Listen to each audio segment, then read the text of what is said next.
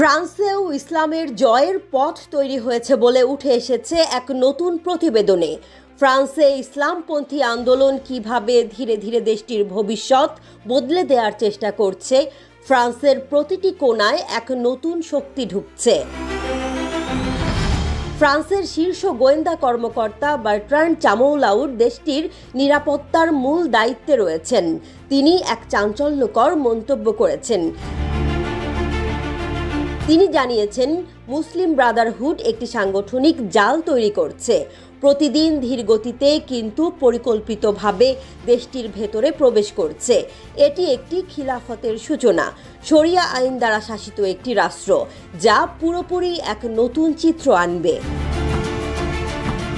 মুসলিম Brotherhood সংগঠনটি মিশরে জন্ম নিলেও এখন পৃথিবীর নানা প্রান্তে তার শেকড় ছড়িয়ে পড়েছে।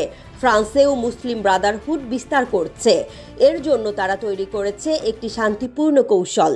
ধর্মীয় উপাসনালয় এবং সামাজিক সংস্থাগুলোর মাধ্যমে ধীরে ধীরে সমাজে প্রবেশ। তারা নিজেদের ধারণা ছড়িয়ে দেয়, তবে কখনো কোনো সহিংসতা ছড়ায় না। ফ্রান্সের বিভিন্ন মসজিদে লাখেরও বেশি মুসলিম এই ধারণাগুলোর অনুসরণ করছে। তাদের লক্ষ্য দেশের প্রতিটি ক্ষেত্র, শিক্ষা, স্বাস্থ্য, ক্রীড়া, এই তিনটি ক্ষেত্রের মধ্য দিয়েই নিজেদের পরিচয় তৈরি করা।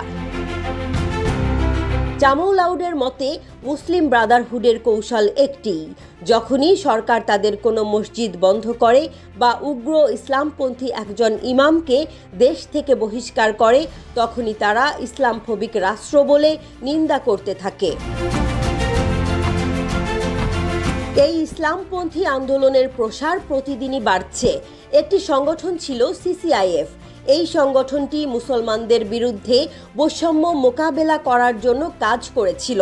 তবে 2020 সালে এই সংগঠনটি ফ্রান্স সরকার বন্ধ করে দেয়। তাদের বিরুদ্ধে ইসলামপন্থী চিন্তাধারা প্রচারের অভিযোগও ছিল। এতেই বোঝা যায় ফ্রান্স সরকার চায় না ইসলামপন্থী চিন্তাধারার প্রসার ঘটুক।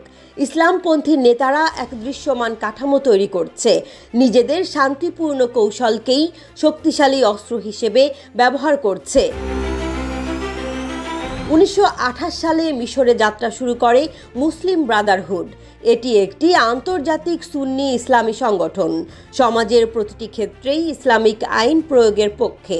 কিন্তু অনেক দেশ মুসলিম ব্রাদারহুডকে সন্ত্রাসী সংগঠন হিসেবে নিষিদ্ধ করেছে। ফ্রান্সে প্রায় 7 মিলিয়ন মুসলমান বসবাস করেন, যা দেশটির মোট জনসংখ্যার প্রায় 10%। ক্যাথলিক ধর্মের পর ইসলাম ফ্রান্সের দ্বিতীয় বৃহত্তম ধর্ম।